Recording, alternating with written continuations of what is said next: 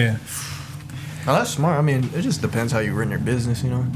Different business models got different ways to scale their business. Yeah. Because, I mean, yeah, I don't know. At least for this studio, it's like, how to... Because when I came about, like, when I was working at my first studio, I remember just DMing, like, hella people just being like, boom, boom, boom, hey, you need a session, because it's like, I feel like starting off, it was definitely, I don't know, way harder, because it's like, you don't got no prior, like, history of who you work with, so Cuddy's like, it's just when through the DM, some people don't even know, they're like, who is this dude hitting me up? Mm-hmm. Like, you know, zero follow, or not even zero followers, because that was just like, It could be. yeah, it could be for any, type shit. Yeah. No, but I remember back then, yeah. Starting the studio. Man, that my whole story was the same way, bro. For real? Honestly, I didn't everything. Well, let me say.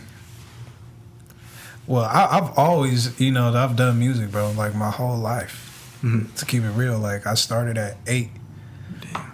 Started teaching myself how to play the piano and shit. Gotcha. And then I was in church though, Mm-hmm.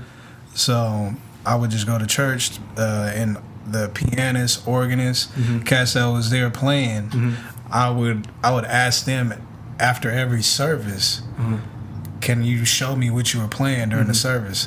And I had this little keyboard at the house that was like a little Yamaha, and I go home and play the keys that they told me.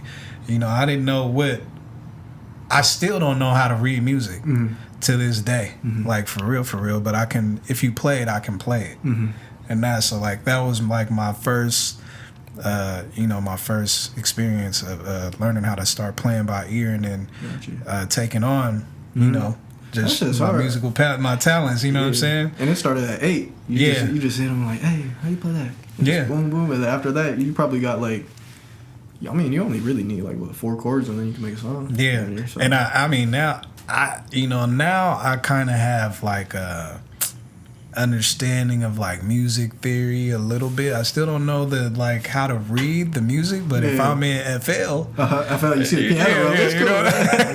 Yeah, that's what I'm saying. That's all I'm saying. So knowing that, I can almost like play anything. But if you play it, I can play it on the piano or the organ. Damn near, you know what I'm saying? I mean, shit, the piano, it's crazy because it's like, when I first seen the piano roll in FL, I remember I was like, bro, how am I supposed to use this shit? Like what was your experience like when it came to just like opening up your first DAW and just... Oh, man. Was it off of beats or was it off of recording someone? No, bro, it was beats. So this is gonna show you how long I've been doing this shit. They didn't even have they had DAWs, but it was like it wasn't like FL, it wasn't Logic. Like they was like analog keyboards. That was the shit. Like Yamaha motifs, Tritons. See, I don't even know what those are. But bro, that's like all the like authentic sounds that you hear in like Omnisphere and all that shit. That may be like horns and true horns. Like a lot of that stuff is from the actual company's Yamaha. You know what I'm saying? Like they make actual instruments. You know what I'm saying? So those sounds were in those keyboards. You know what I mean? And so they done ripped those sounds from those keyboards and done put them in their packs and all of that shit. You know what I mean? So yeah, but them sounds, bro, like they was crazy. But I had to learn how to make my beats off that keyboard though. So same thing. It had the snap, the count in, and then but I was. I was playing everything, and then I would be also, making sure I did my drums and all that right there on the keyboard though. It wasn't. I had to have a memory card and a keyboard.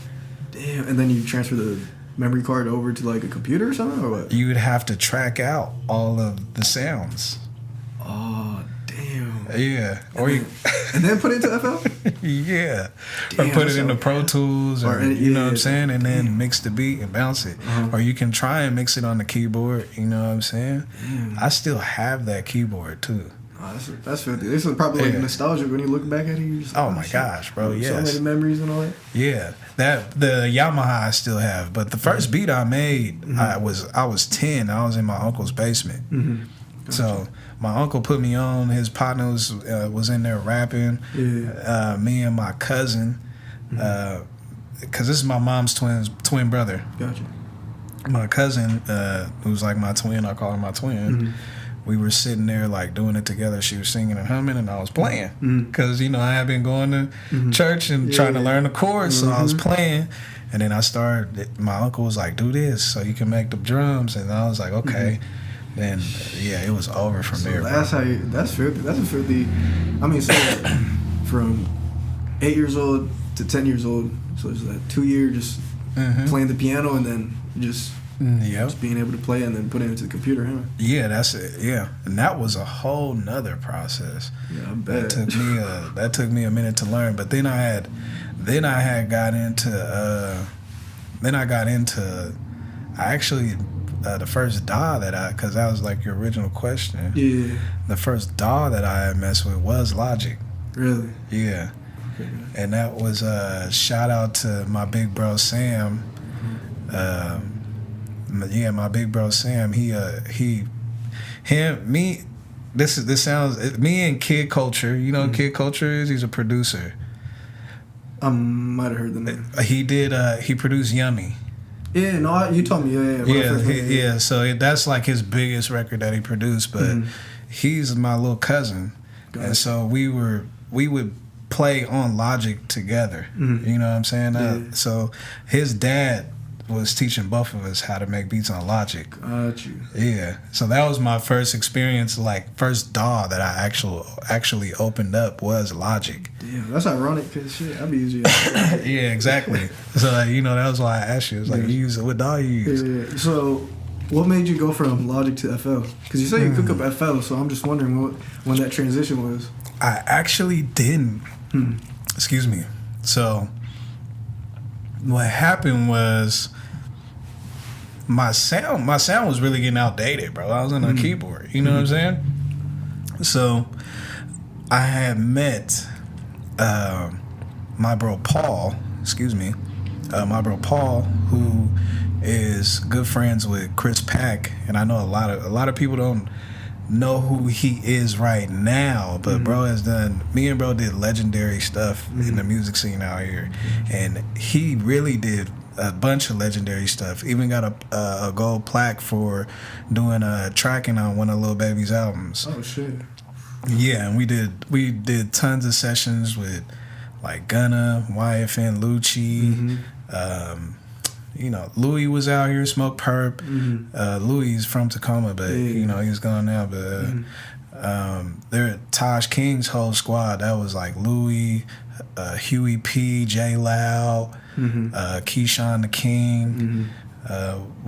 All them guys recorded at the studio that we were working at.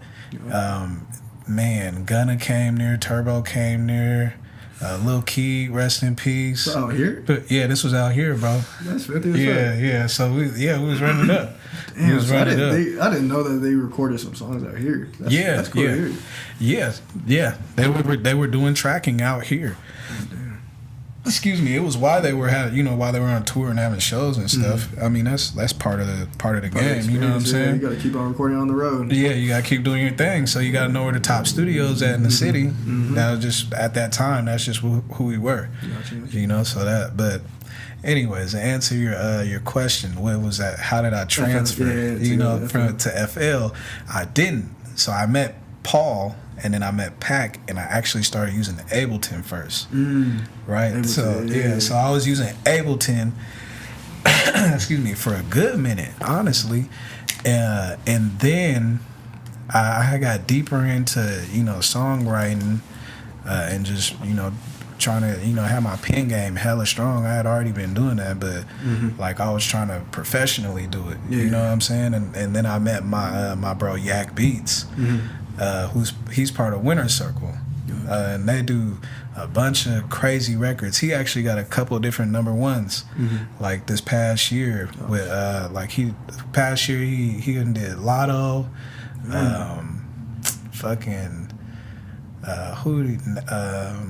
Hot Boy. Who the fuck else? That's 50 though. I mean, even just those names itself, it already holds its weight, you know. Yeah. That's hard. So yeah, but he's done a bunch of records though, bro. Honestly, and contributed to a bunch of records. But he actually was like, bro, your drums don't hit, bro. He was like, you gotta jump to FL for the drums. Yeah, he was like, bro, no other dog's drums hit like FL. When it comes to a producer, it's like FL's the industry standard. You know, and that's what he was telling me. FL's the industry standard, bro. You gotta have your drums knock. You know, and it was like no matter what. No matter how I mixed my fucking drums, I can cuss. Excuse me, I've been cussing anyway. No, you're cool. You're cool. Yeah, I've been cussing anyway. We got no guidelines. It's cool, bro. Okay, but no matter how many plugins I put in on my joint, anything, bro, like.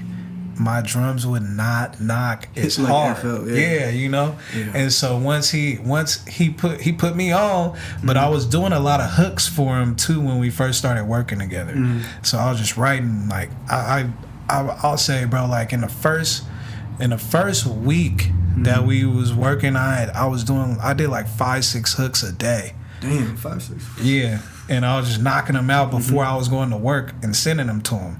Oh damn. Yeah, so you're sending like reference tracks? Yeah. Okay. Yeah. That's all right. Yeah, I told you I was taking my writing career serious. You know what I mean?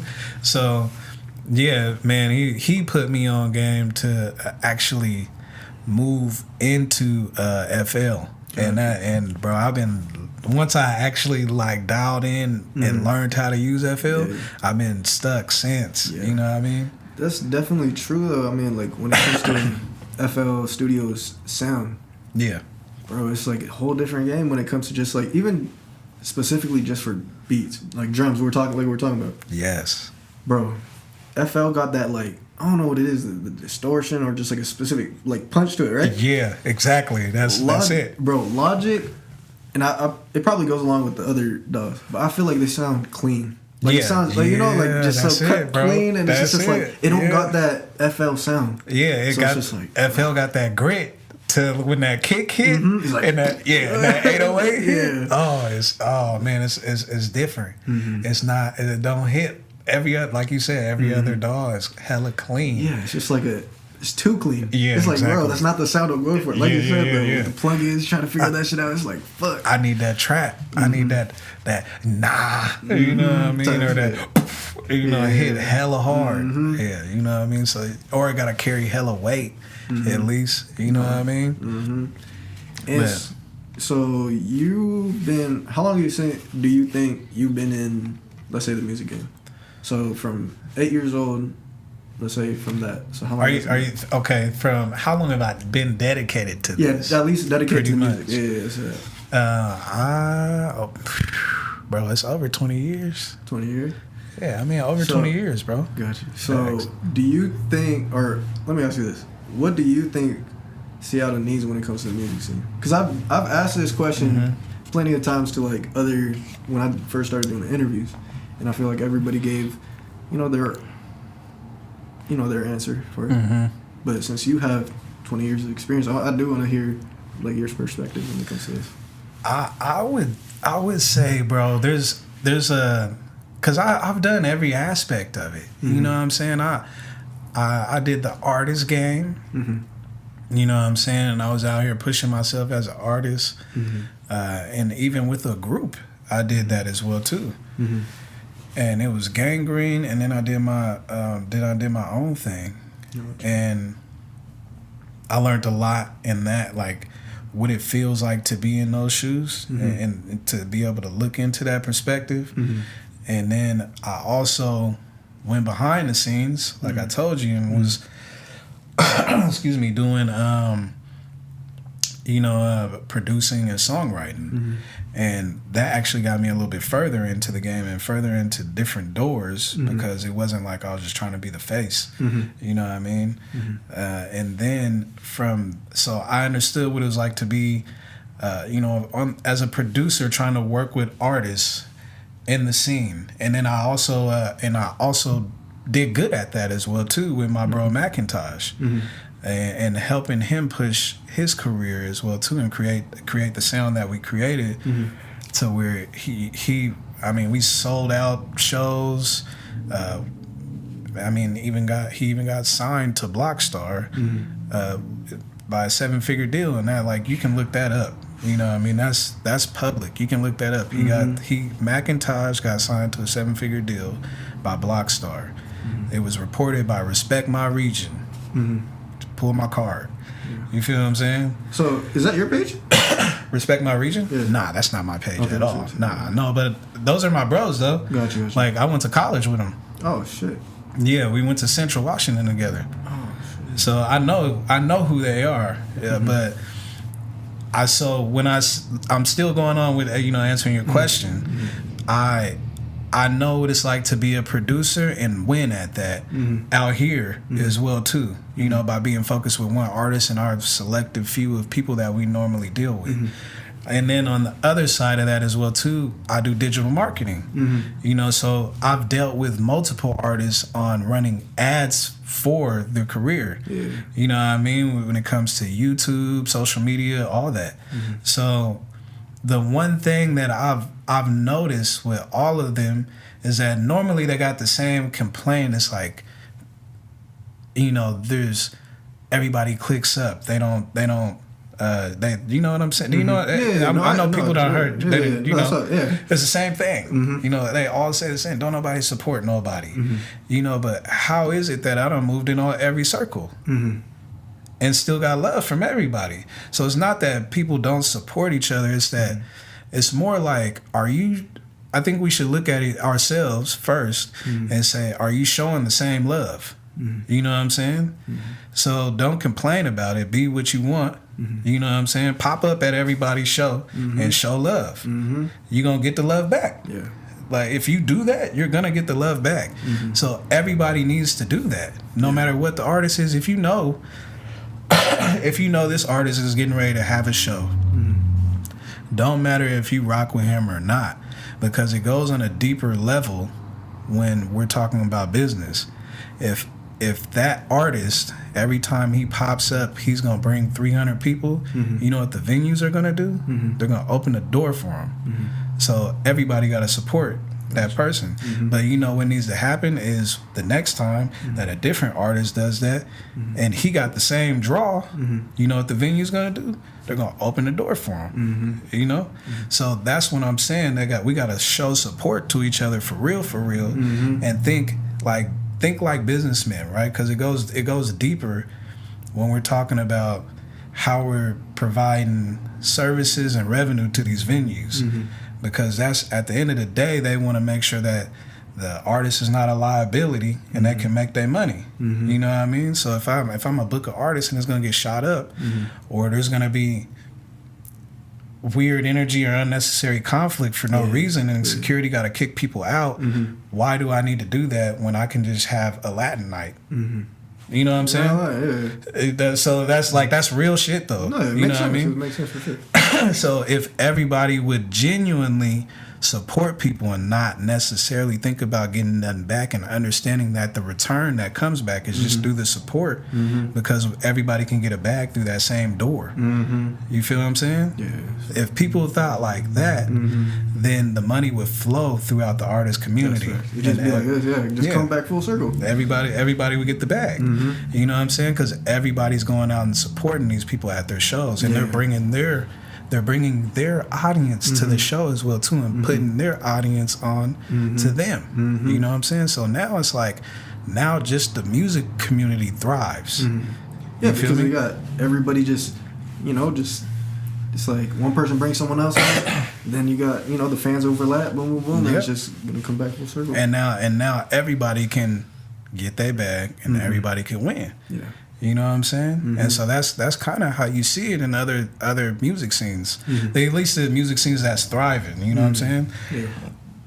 Excuse me. There's a bunch of different barriers to it too, though. And I know I think I'm peeking, but excuse me, there's a bunch of barriers to it though. You know what I mean? Like the mentality. Everybody gotta have a certain mentality to even get to that. You know what I mean? But that, I feel like that's the solution though. I feel like the reason why I do fuck with your answer though is because I feel like a lot of the answers that other people give is more pointing a finger at, hey, I need your help, I need these people, I need this, that. But with your answer, it's more just like, okay, what could I do from my position? What could I do where it, you know? And I feel like all that shit just lines up perfectly with everything you just said. Like, if you show love, boom, boom, boom, you're gonna just... That's how it goes, bro. Circle of life type shit. I'll tell you, that's how it sounds. But that, like, it sounds like, some kumbaya type shit. But, like, for real, like, if that was the focus, because everybody wants to get their fan base up, everybody wants to get their bag, and everybody wants to be famous or whatever. You know what I'm saying? They're really just popular. But if everybody put their energy and focus on showing up to everyone's show, like, bro, let that person get their bag in that moment. You know what I mean? And let them be the star in that moment. And then when it's your turn, they should be showing the same love. Like, if everybody did that, bro, that's group economics, bro. You know what I'm saying? Everybody eats. That's just, I really feel that way. You know I mean, you can see the correlations between, you know, like you said, just business and then even just in the real, like, let's say the ecosystem for just like a plant, bro. Like the sun, all the plants use the same sun. You know what I mean? We all got the same phone. We all got the same feed that we got. Might as well just like everything got a little, you know, like a little hand in something. Show love. You know, type shit. And the other thing, though, that's the one thing. Like, the other thing that I really think that people should do is really educate themselves on business. You know, like, if you really, because it's music business, right? You know, and that it's 80% business, real life. That's why there be tons of people out here, and you be like, man, they're trash. How are they even on? You know what I mean? But they have an understanding of their audience, and they have an understanding on how to drive sales, and they have an understanding on their demographic, period. You know, and they know how to grow that. And that's being a businessman. You know what I mean? Everybody should have that mindset to understand that you're really full-blown entrepreneur trying to build a business and then branch off or, you know, build different different verticals in that business. You know what I'm saying? Where you get sponsorships, branding, all that different types of stuff. You know? So think like a businessman and show love. Those are like my two main things that I like. That's what I do everywhere. Shit, we sitting here because I was having a genuine conversation with you. You know what I'm saying? That's facts. Yeah. Nah, I feel like everything you've been saying, it's like, it just shows within just you how you move. You know, because like when I first met you, it was all, you know, it's just like, oh shit. I should interview for you. You know, it's just like my bro introduced, and it was just like, whoop, whoop, let's get it. Boom. And now we're here. You know? And man, that's how I live by that though. Them is like my principles. I show love and respect to every single person that I meet. You know, and then if you show me I shouldn't show you love or respect, I back out casually with a smile. You know what I'm saying? Be like, it's you know, gotta keep the distance. That's love. Protect your energy. And let's talk more on the marketing side, because you got into your marketing bag and all that. So instead of an artist, like a typical, like, let's say, like, a lot of people like to market artists. Let's say specifically for a producer that's trying to get to that next step, or just let's say ground zero producer. What steps should they take to, let's say their end goal is to work in the industry, or just work with industry, you know, standard people in the game? First thing that you should do is just build your brand. You know, I would say that's the very first thing that you should do, because you don't chase the industry, you bring the industry to you. And that's a lot of people try and chase the industry, you know, and try and go after meetings and all these different things. But if you do your job right, they come to you. You know what I mean? So don't chase the industry.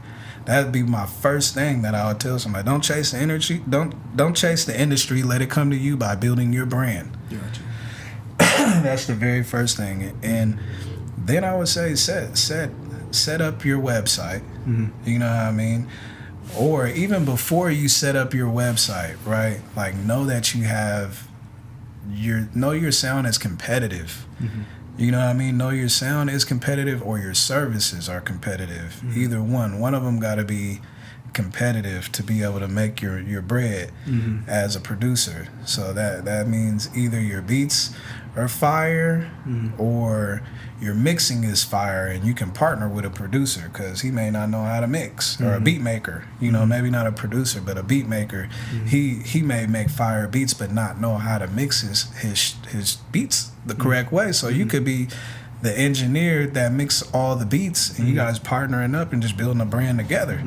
You know, so that's why I say either be good, just be good with the area that you're good at, whether you make beats or you mix as a producer.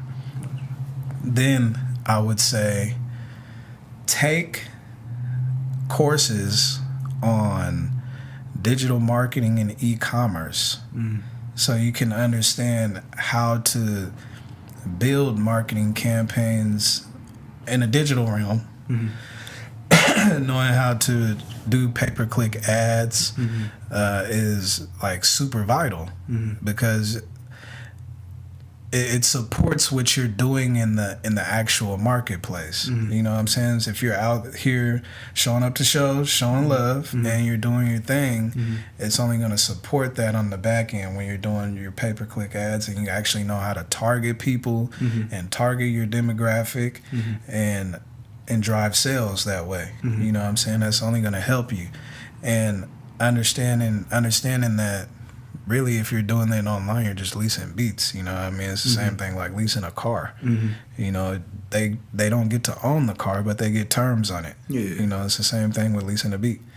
So that, I would say, make sure you have a great understanding on digital marketing and how that works to drive sales, and then how e-commerce works, because literally, if you're making beats online and you're selling them online, it's an e-commerce store.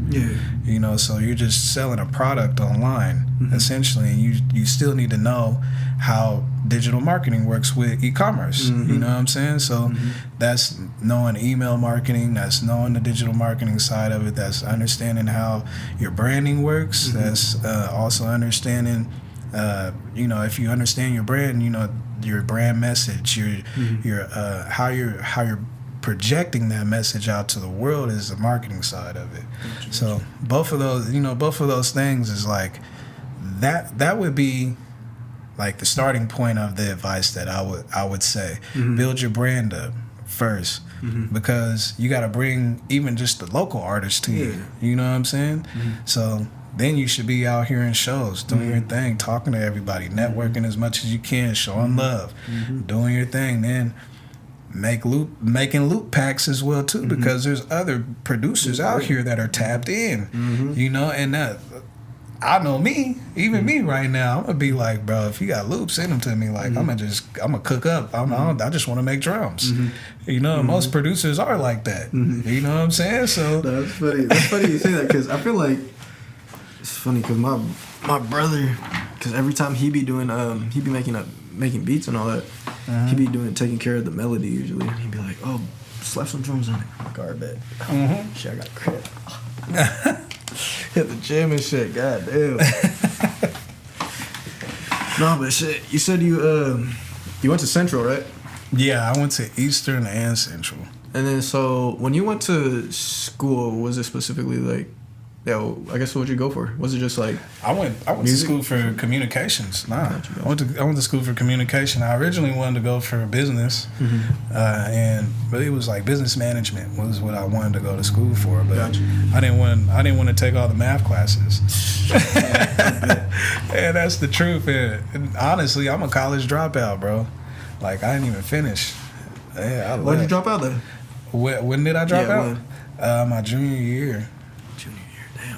Yeah, my junior year I dropped out. Yeah. And what was the reason for that? Just man, I was already I was playing football. That was like I was playing football, but at the same time, I was in network marketing businesses, and I was doing good at my network marketing businesses, bro. And I was. Man, I wanted to do that, and I wanted to focus on music. And the more I was in college, I just got exposed to the business side of football, and I was like, man, I don't want to beat my body up for this shit. Like, yeah, I was just like, I'm not about to beat my body up for this. Put your body through abuse, like man, every day, just working out, all that shit. Bro, I have friends right now that have CTE, bro. Oh, you know what I'm saying? Yeah. Like, you know that the whole movie that Will Smith made, Concussion. Like, I have friends with that. You know what I'm saying? Like, that's crazy. You know, so nah. Yeah. You took a smart route.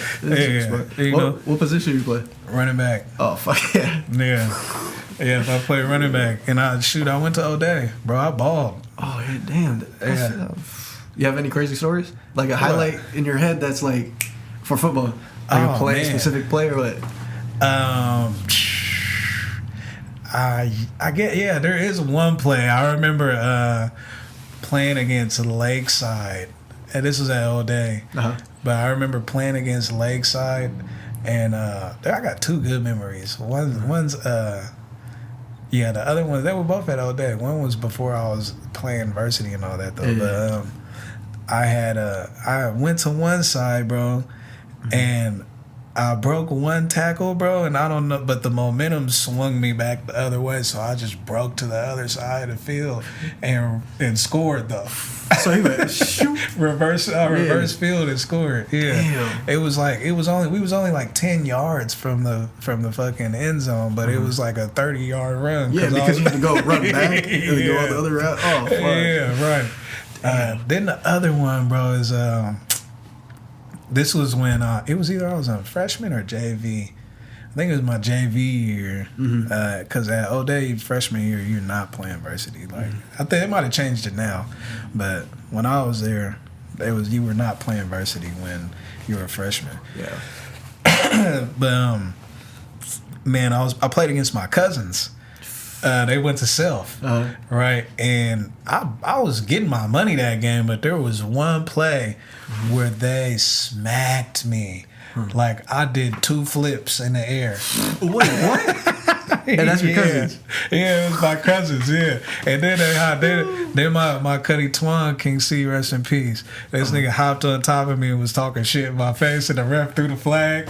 I was like, yeah, let's go. Damn, wait, so... They was throwing flags all game because we was talking shit. Nah, getting flipped like 2 times. That was crazy, bro. That was crazy. Like, I'm not gonna lie. So how did that happen? Like, did you try and hurt her or some shit? No. Like, so my cousin hit me low, right? But he hit me hard though. You know what I'm saying? It hit me hard, and it hit my body like this, right? So I flipped. Then my other cousin came and hit me like damn near in my head. You know what I'm saying? So it flipped me again, and then I fell on my face type shit, and I rolled over, and then the nigga was on top of me talking shit. You know?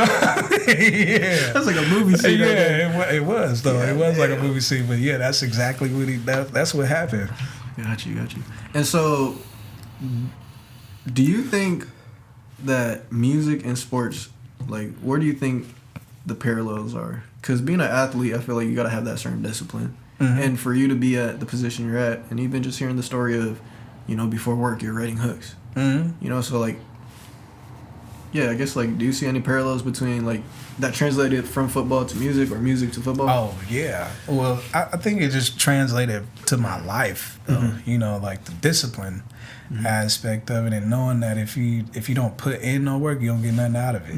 That's all. That's what football taught me. You know, because you can't be a baller without all the other disciplines. You know what I mean? I mean, showing up to the gym, going to sleep early, you know, eating right, you know, conditioning all the time, like not kicking it all the time, you know, like that. Those are like life choices that you have to make to be a great athlete. And so, like, the same discipline goes into when you're trying to work for yourself, really. You know, like, you got to be disciplined to wake up.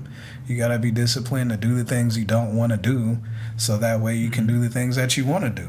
Like, that's kind of what it is. Gotcha. You know, that's so that parallel to me is just the discipline in your everyday life. If you want to win in music, like, you know what I mean? No, that's facts. Yeah. No, that's true. Because a lot of people, I feel like they say they want to win, but they don't put the effort. Nah, man. It's a grind, bro. Like, it's a grind. I could tell a whole bunch of stories, you know what I mean? But like even to, like, okay, here my first, like, taste of, like, getting in the industry and actually doing something, right, was my cousin did street team promotions for MMG. He has an amazing music career now, but he started doing street team promotions, right? And before he had left and moved to New York, they needed someone to take over his position doing the street team promotions at MMG. So I'm like, let me do it. You know, let me do it. So he put me on, and I started doing it, and that was like my first connection, you know, to the music game. And then from there, it's just like I kept networking. You know what I mean? And then it did help that I had other people that, you know, my mentor, who I told you about, like, he's been serious in the game. My little cousin was doing his thing, and then I've always been a networker and a talker and meeting people, and so I met my own connections that gave me my own situations as well too. So that stemmed from that moment, though. You know what I'm saying? That was like my doing. I did Wale's 10 album. That's hella long ago. Yeah, but still. Wale is filthy, because I feel like Wale back in the day was doing his thing back in the day. Yeah, that was when he was doing his thing. Popping. Yeah. I did 10 and an album about nothing. And then I did one of Meek Mill's, like, mixtapes, Dreams and Nightmares. And was pushing those. Like, I was out here with MMG styrofoam cups. I had the drawstring backpacks, and I had their posters that I was taking everywhere and hanging up and taking pictures with people, letting them know I was doing MMG street team promotion. And I had the you won a cash prize if you got the most reposts and all that shit on Twitter. So how'd that come about? Like, what happened? Man, I ended up just moving on, bro. Like, I just moved on. I remember the dude's name, Lex Pierre Lewis. You know, I'm sure he probably still does promotions or something in the music industry. But, you know, shoot, I just moved on with life, bro. Like, shoot, from there, that was when I started getting my connections and ended up moving through the music industry stuff. And then I also had an artist that I was working with at the same time, Astro King Phoenix, who's my bro, and we had built him up to where he had did shows on Capitol Hill Block Party and all that. You know what I mean? So, like, I was taking it and utilizing it, bro. Like, and then that was when utilizing it myself for learning with my artist, you know, as an artist. You know, so that was like my first taste of, like, okay, I'm meeting people in the industry, you know, and I just took it and kept running with it. It's like that, just a domino effect, and then you just keep on working off that last the domino, because, like, even if, like, I feel like even for anybody else, like, say they got that position, it's not like, I feel like what's filthy about you is you kept on running with it. A lot of people could have just been complacent right there, boom, and just called it quits, or called it just cool with that. But, like, to see that you just kept on pushing and just being able to, you know, be in a position where you could tell the stories. And, you know, that's dope. That's dope to hear. Man, I never gave up. That's you know, that's crazy, because that, you know, that Nipsey had said something like that too. He was like, man, the only thing that's different than me is I just never gave up. Like, I went through every emotion. I felt every single thing, and like that's for real, bro. Like, I had my highest heights in music while I was, it's tripping. So this actually got a flavor to it. It's crazy because I seen one of my homies had the Seahawks one. Yeah, got the 12 on it. Yeah, they had that one, and then what was the pink one? The breast cancer. Yeah, I remember seeing those. Who had that? It was at Evergreen. It was at Evergreen. Yeah. Evergreen Market. Yeah. Oh, okay. I was about because to say. It just dropped. What? Yeah, right? Yeah. I was like, who had that? Yeah, you know, like they must work there. So, yeah, of course. So let's talk about Infused. Yeah, for sure. How did that just? How did that happen? How did that happen? Yeah. From, just... Yeah, you gonna crack up, bro. You gonna crack up because it's the same thing I've been talking about the whole night. Just connections, huh? I am good friends with the owner of the company. And before any of this, right? Before Infuse, all of that, bro, we played football together. That's hard. And throughout all the years, all I ever did was just show love. You know what I mean? And support. Anytime you call, I'll pick up, what's up, bro? How you doing? Just talk about life. Shit wasn't, never want nothing. Shit, just saying, how you doing?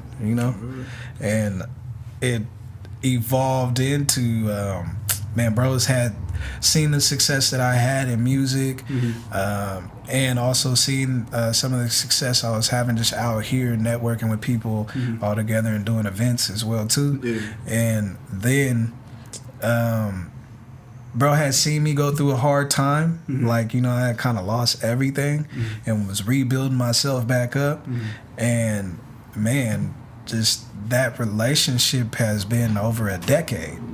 You know what I'm saying? So that whole time we just stayed solid, stayed cool, and then he seen how I could contribute to his business with the skill sets that I had for music, and here we are. That's dope to hear. I mean, shit. Yeah, so that's literally how it happened, bro. Like, just having a great relationship with people. That's it. I feel like whoever's listening to this, you got to take notes, because I feel like it just goes back to the, like what your key thing was for even just for a producer or anything. It's like build your brand and just show love and just network and just and now you're at the position you're at. That's living proof, Yeah, no, I literally have the position I have at Infuse because of that. Like just me being a decent human being, you know what I mean, and showing love to people and just focusing on the things that I could do to build myself, like that is how. Shout out to my bro Jeff Freeman, man, appreciate you, bro. Infuse, man, is gonna be the biggest biggest cannabis brand in the world next year, 2024. We're gonna be wide, coast to coast. I promise you, there ain't no brand bigger than Infuse. Ain't no brand doing it like we doing it, bro. I promise you, man. That is a fact. We gonna be bigger than Cookies. We already bigger than Cookies, and y'all just didn't know. And that's on some real talk. Everybody in the cannabis industry know, but the world gonna know for sure. You know what I mean? We are the new Cookies. We coming for that title. We coming to be the best Infuse that there is, the number one in the world. I'm telling you, that shit's happening next year. Y'all gonna see it. Yeah, stand alone. You got that. Yeah. That's about to be fair because. Yeah. So when did you start working with him? Man, I did some contract work like early. Was it 2021, 2022? Maybe it was late 20. We're in 2023, so late 2021. It was the first time I did some contract work, I think.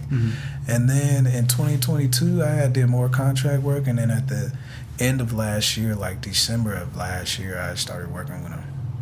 Yeah. That's good. Yeah, that's the time frame. Yeah, for sure.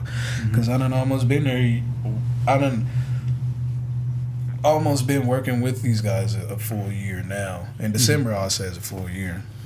And I'm still contracted though. Like I'm contracted through my company, which I'm repping right now. You know what I mean?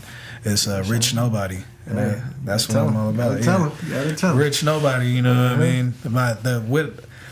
it's dope because everything that we're talking about is kind of along the lines of what my mission statement is, and that's just like showing artists, showing producers, showing the creative that the entrepreneur mindset, positive mindset, is the only way to win in the music industry, bro.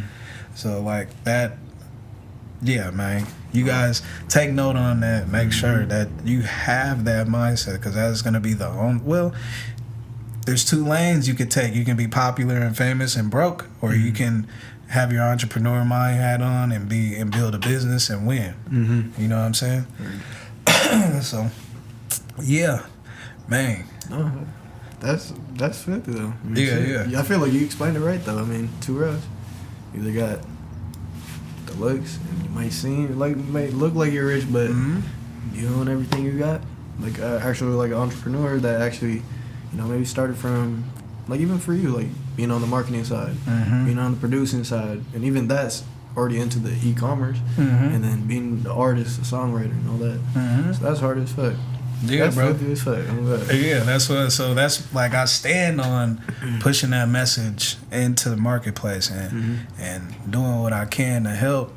Not everything's free. You know what I mean? But as much as I can, push that into the world, into the marketplace, and spread that love and that knowledge. I will. But there's levels to it too. You know what I mean? We could deep dive on it, but some things may take a day, 2 days to talk about or to even build. You know what I mean? So that's why I say everything ain't free, but me pointing you in the right direction should always be free. You know what I'm saying? And telling you these are the things that you should think about. These are the things that you should do. That consultation should be free to a point. You know what I'm saying? And then it's like, if you want to deep dive on it, then we got to be like, okay, bro, like this is really time that you're taking from me. You know what I mean? And I got kids, I got family, you know what I mean? So yeah, man. So talking about let's talk about time management. Time management? Time management. Oof. Also, just because, like you said, you got a family, you got work, you got. I feel like you're a busy person. Yeah, for sure. So, what's like a day in life for you actually? Man, bro. Okay, a day in the life. I wake up, or maybe not wake up because my daughter done kept me up all night. But I'm taking my son to school at like 6:30, anywhere between 6:30, 7:30, probably 6:37 actually. And I stay in Seattle, and his daycare is in Tacoma, so I'm driving from Seattle all the way to Tacoma to take him to daycare, and then my job's in Seattle.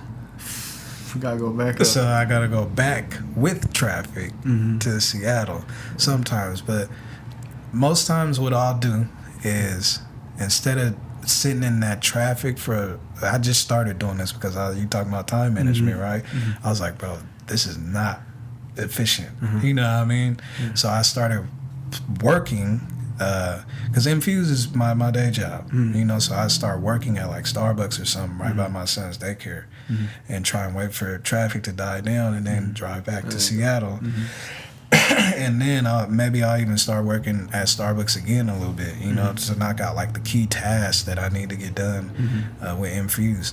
And then I'll go over to the Infuse office because I do all of the apparel inventory management, and I do the social media influencer marketing. And that's you see me at Steve's joint because we're trying to get some work done with Steve's, and John Thomas too. So I don't know if he was at Highway's show.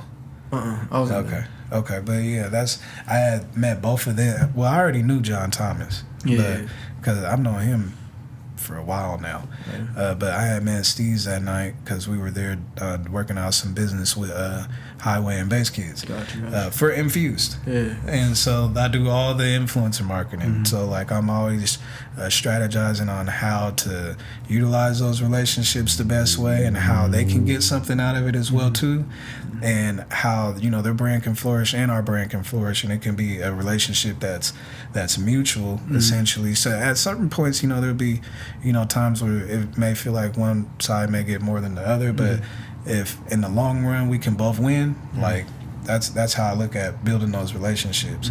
And I do events for Infuse as well too, so curating, figuring out how to curate these events and utilize these influencers in the same space. You know what I'm saying? So that's like my main focus, and then we got a lot of stuff that we're doing next year. So that's like the bulk of my day. So, and I'll do that right after I hop off the freeway, or from dropping my son off at daycare. I'm sitting at Starbucks working, trying to do that, and then I'll go over to the office, and that's like, man, from it could be,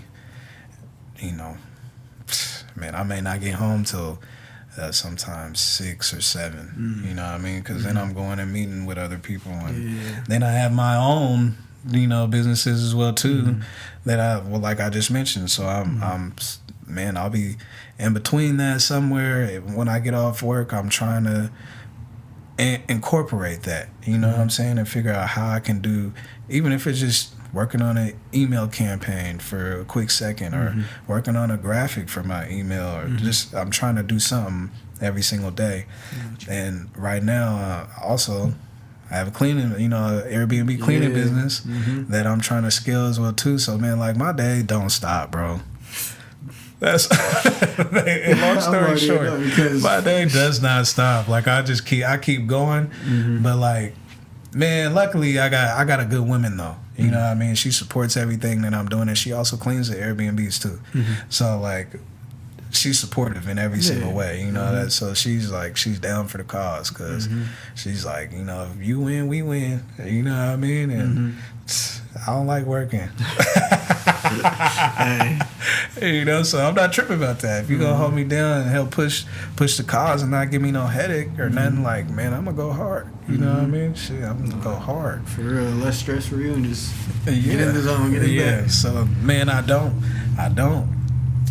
even really stop half the time, bro. She be like, you're crazy. I kind of feel, sometimes I be like, I am. That's why that goes back to that feeling I was talking about when Nipsey was like, man, bro, shit. I went through every feeling. You know what I'm saying? I just didn't quit. Sometimes you be like, what the fuck am I doing? Why am I doing all this? No, yeah. It's just filthy to hear, though, because like, coming from, like, for me, it's like seeing you be in a position you're at, it's like, it's filthy because it's like you're not just doing one thing, and you're steadily, like, just working. Because I don't know if you ever, like, experienced this, but have people just, like, since you're an artist and producer and, like, multiple things at once, have people ask you, like, man, what do you do?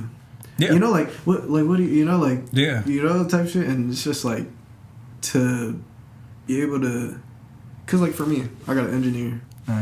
I got the studio. I be doing the interviews, trying to make my own music at the same time, all this shit. So it's just, like, it's dope to see someone that, like, just stuck with it and just, like, got to the position where it's, like, shit hard, bro. Like, yeah, so, appreciate it, bro. Like, God, that's props. And I appreciate it. Me like, all these stories that you're saying, like, this shit, it's like, I don't know, it's just filthy to hear, bro. Yeah.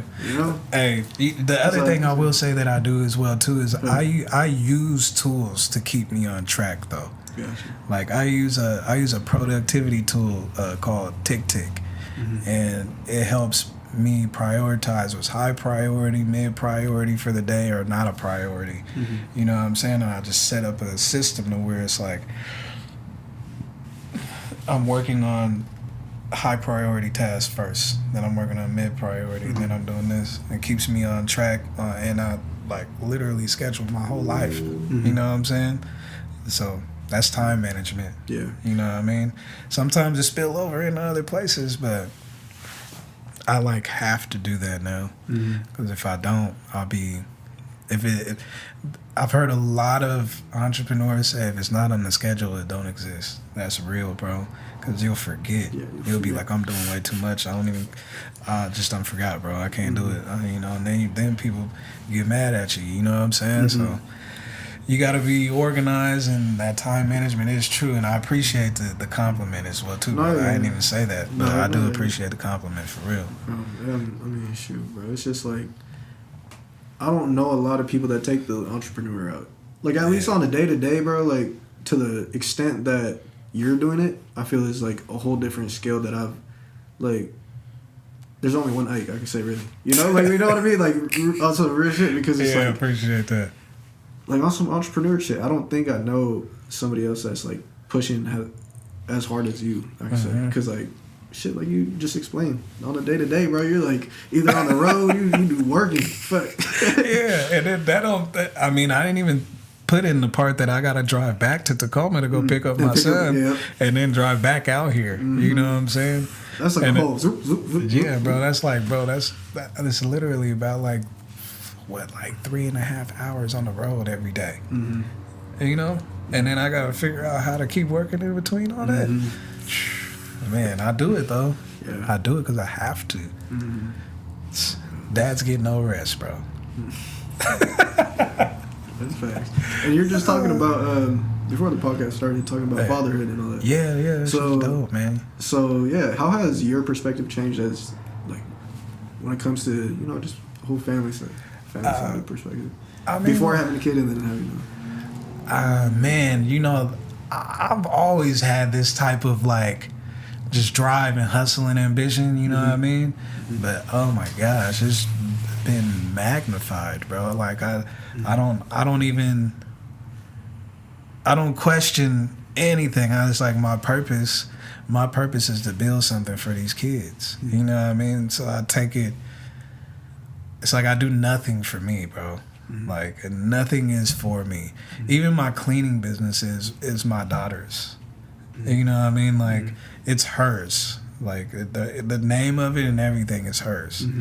So I'm building that up for her. You know, and I do everything for them.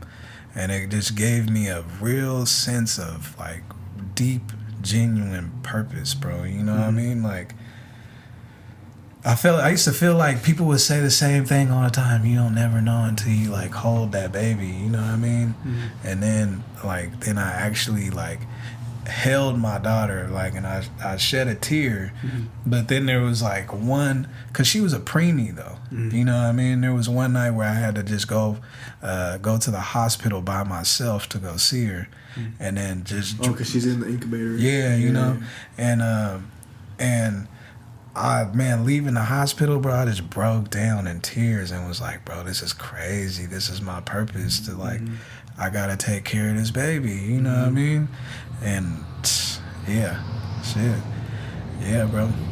No, I feel like that's beautiful though, because like, you know, in life, shit, when I don't feel like, you know, you only experience that once type of thing. Ain't no rewind. Or like, you know, type thing. So it's just like. Ain't no rewind. You know, you get one shot at it, man. You might as well make it the most. You know, and that's kind of why I work so hard. It's like I would rather. I would rather, you know, work my ass off for 10, 20 years, you know what I'm saying, 15 years. It probably ain't even gonna take 10, 20 years, you know. I've been at it for a while when you talk about from 8 to this, but when I think about like when I really was like going hard and trying to go serious in the music industry, bro, it was like it's only been about maybe 8 years, you know what I mean, to where I've gotten to this point now. And experienced other things, but even now I'm on I'm on a completely different trajectory, because like, bro, I'm like, I think about nothing but business. Like all I do is feed my mind. These, you know, just feed my mind as much material that I can to grow, really to grow as a father. You know what I'm saying? Like that. So if I can leave, the legacy is the knowledge that you leave. You know what I mean? Because I mean, think about this. Like, what nationality are you? Japanese? Yeah. Japanese? I don't know if it's the same, but bro, I know in every culture there is family members or even families, you know what I'm saying, where it's a repeated cycle of everybody going to jail, or just following the paths that's been set before them. You know what I'm saying? And that the only reason that is is, even if it's in a positive way, maybe it ain't positive for that person though. You know what I'm saying? Maybe everybody's an attorney and that person don't want to be an attorney. You know what I'm saying? How is that good for you?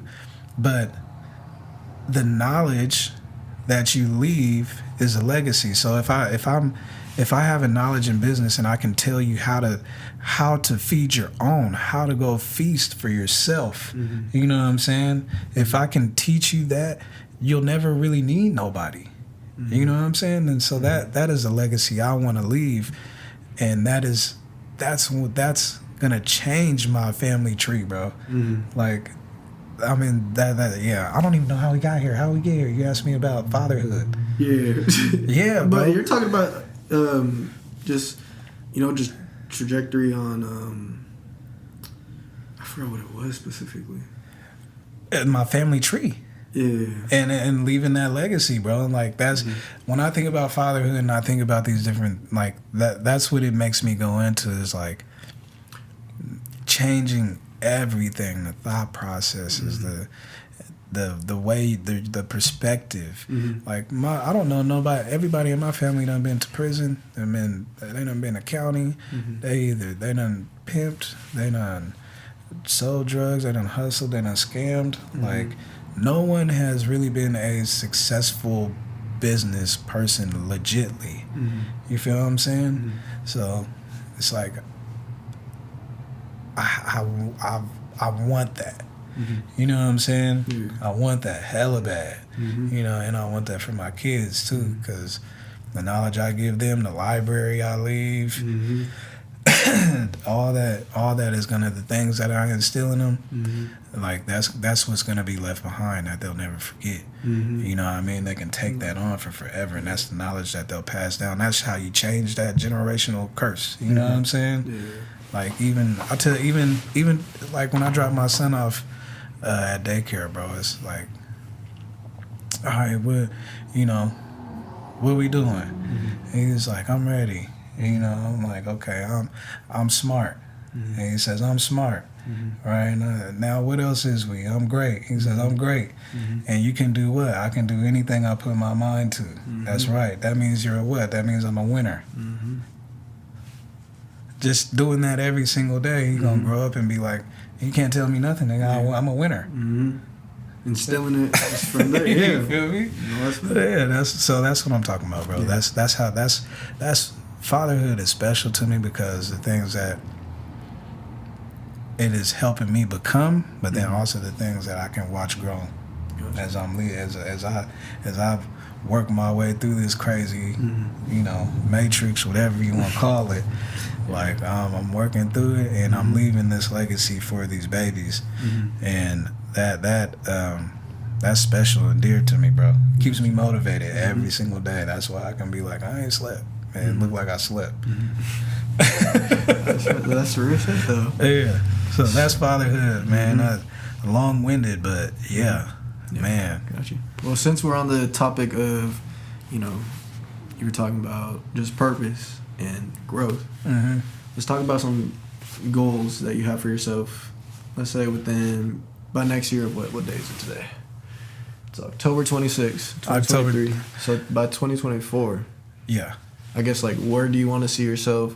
It could be in financially, business-wise, spiritually, mentally, beats, music, anything along those. Because I try to make it like a time capsule on the podcast. Yeah, So next year you see this and you'll be like, they hit that. You know? Man, what I plan to do is this time next year, Infuse will be the biggest. I'll be able to say that I have my contribution in Infuse being the #1 cannabis brand in the world. Also, I want to be at a point where my mom's is my partner in my cleaning company that I have, right? And I plan that. Well, I know with how much we're planning and how much we're doing, I'm almost for certain we'll be able to have that scale to about like 30 G's a month. You know what I mean? By then. And we ain't there yet, you know what I'm saying? But I know we ain't there, not even close yet, but I know how I'm trying to build the verticals and how I'm trying to go about doing the marketing and the plan that we're creating and making sure that we're speaking to the demographic that we want to through our branding and our messaging, I know we're going to smack. So that, and then also I've been going through heavy rebrand on myself. Excuse me, with I just kind of really started leaning into knowing that my path in this music game is more like consultation, and I wouldn't necessarily be like a manager, but more like you could say like a liaison. You know what I'm saying? I could put different plays together, make different things happen, but then I can also educate people on setting yourself up for success to win. You know what I'm saying? And I want to put myself, I see myself being in position to where I'll be heavily sought after at that point when it comes to like consultation. Yeah. And then, man, from there, man, we'll see. You know what I mean? We'll see from there. I need a new car, man. Hopefully I got that. By that time, I have me a nice Tesla, SUV where I can feel my babies in the back and they could be kicking their feet, smiling and shit. You know what I'm saying? Whatever. I don't care if it's a Tesla or not. I just need I just need a new whip. But save the gas mileage, shit. Yeah, man. Then I also want to, I don't really care to make like crazy amount of money off my beat website, but I definitely want to make sure that a lot of the central hub will be like going to my beat website and seeing the services that can be offered and all that. But I want to make sure that I'm building my website to be geared towards beats with hooks. So a lot, like when I think about a lot of artists that I know that are just starting out, they always be like, man, I can't never write a hook. And so I'm like, well, shit, why not provide the service? You know what I'm saying? To where you can just plug and play. Now you got a dope hook on it, and you can just plug your verse in there and let it be a hit. You know what I'm saying? Just make sure that you go to BERADA for the mix. You dig? Appreciate it. Okay. So, is there any other goals that you got in mind? Or and also I want to continue to read as many books as I possibly can. Like, I don't even know how many books I done read this year. I don't know where my phone's at, but man. Any book recommendations? Yeah, I would say Unreasonable Hospitality is a good one. Unreasonable Hospitality is a good one. It talks about being very intentional with providing an over-the-top experience for your consumer or your customer. Like that's a really good one. You could say the basics, like Think and Grow Rich, all that shit. The 22 Laws of Branding is a really good one. What else? All You Need to Know About the Music Business. I'm gonna just put that out there, just because that's like the music industry Bible. But I ain't read that. I ain't read that this year, but I got the book. Anytime I need to go find something or even think about something, I'm going right to that book though, because like I said, it's like the music industry Bible. What's the other one that I read this year? The Four Agreements is a really good one. Man, what else? Hold on. We're gonna go in here because I'm trying to think of them right now. Yeah. Got to put them on. The knowledge, might as well. Yeah, let me look. So these is the infographic. No, that's not it. That's this is the one that I'm talking about. Infographic on entrepreneurship was a really good one. And it's like an infographic book, essentially, on just like straight, how to. Let me go back up here. So you can see this. I'll show it to the camera too. Oh, that's hard. Infographic book.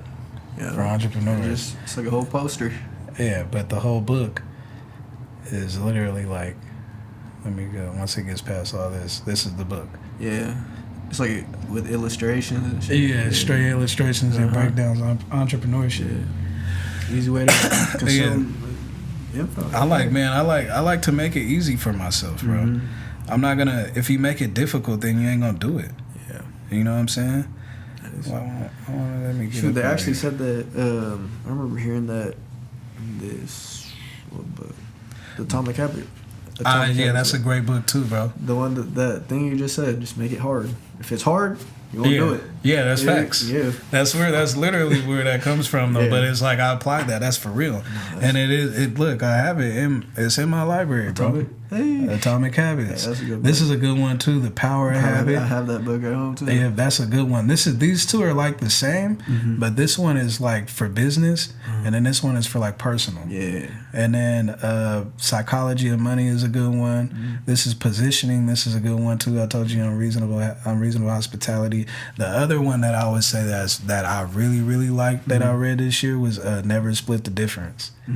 You see, I'm saying all these books. You got the books in the catalog. They're in there. So you see, I'm not like I'm actually. This is me doing this. Like this was a really good one too. Blue Ocean Strategy is a really good one too, and that's why I was talking about like. I see that as a blue ocean strategy when I talk about making beats with hooks. Like every producer makes beats. Yeah. You know, every producer on BeatStars or selling their beats online, they make beats. Like every single one of them. I have yet to see a ton of them making beats with hooks. You know what I'm saying? That's like uncharted territory. Yeah, you know exactly. Like nobody's doing that. Yeah, you know what I'm saying. There's only a few, and that's just service to the new artist, but also it puts your songwriting capabilities on display. It also showcases if you can put together a good record. You know what I'm saying? Your executive producing skills. You know what I mean? So. That's like, to me, when they say red ocean, it's like everybody's over here fighting for everything, killing themselves. You know what I'm saying? There's nothing but blood in the water. You feel me? But if I look over here, I'm positioning myself to be here when ain't nobody over here and everybody can just come straight to me, and it's nothing but just an open world and lane of opportunity within the same realm. You know what I'm saying? So it's just two different sides. Clear waters over here, and it's position yourself ahead of time because it's gonna happen. Yeah, you know it's gonna happen, and then also you're gonna get the opportunities to do songwriting if that's what you want to do. Yeah. So I think that's the way. But that's my blue ocean strategy as well too, bro. So that's a really good book to read, and Never Split the Difference. Biology was good too, but. Yeah, man, I'm looking into some more books too, but yeah, you see, that's a good selection right there. I need to play this back so I can remember. Like, I need to get that one right there. Yeah, it's hella books in here, bro. And then I'm in real estate as well too, but man, I've kind of sat back on that, but still obtaining knowledge on how to move as an investor in real estate. Gotcha. But yeah, bro, there's 48 Laws of Power. Man, I think this is 50s. Hustle Harder was Curtis Jackson. Hustle Harder. That was a good ass book too. Man, bro. Yeah, we could go. Yeah, I could go in. There's the Burr. That's if you want to get into real estate. Yeah, that's what I'm talking about. Leaving my library behind for my babies. You know what I'm saying? They're gonna look at these books and be like, what's this book about? What's this? Like, you know what I mean? And then these ain't even the books that I have at the house, like the physical copies. You know what I'm saying?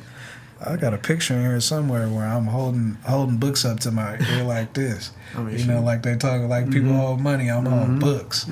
You know what I'm saying? You'll never see me with 50 racks, bro. You'll never see me with 50 racks pulling it out. The heaviest flex would be a black card to smack on your table. Hey, I think that might be harder than bringing the racks down, honestly. Exactly. Yeah, what are you going to say? Yeah, my spending limit for the year is 100 bands. Yeah. If I throw that on, that's a bigger flex than ever pulling out 50 racks, bro. That's facts. Yeah. That's facts. But shoot, I think that's been a pretty good episode so far. I mean, yes, sir, man. It's been about that time. I think it's probably a little over an hour. Yeah, we've been chopping it up. Oh God, I mean, appreciate you for pulling up again, bro. Absolutely, bro. If you guys don't know, shout out your Instagram, TikTok. Yeah, man, Ike Watson, IWP Music. Actually, if you go to my Instagram, IWP Music, the link tree is in the bio, and you can follow me from every platform right there. All right. Yeah. Easy. Yeah, yes, sir, man. Oh, also, man, I do gotta tell you guys this, man. I got the Royal drop. It's dropping on December 9th this year. Then also I have my Methods drop. I didn't pull that out, but that's another clothing line that I'm helping my cousin with. Straight streetwear. Hold on, I'm gonna do this for you. But yeah, anyway, straight street. I'll show you afterwards. Straight streetwear, man. That's dropping on the 1st of November. So man, you guys tune in, tap in with me. We gonna run it up, and you guys gonna see some magic work. I can't wait to see this a year from now. I'm saying, you just look back at it and just be like, oh shit, yeah, man. We just dropped that one. Yeah, yes, sir. But appreciate you having me, bro, for real. No, it's good. It's love. Yes, sir. It's good. Well, shit. Appreciate you guys tuning in. Shit. Trying to drop podcasts on Sundays now regularly. So, shit, we got one this week. This will be next week. Okay. Shit, we'll be keep on going from there. Yeah, hell yeah. All right, well, shit. Catch you guys. Peace. Peace.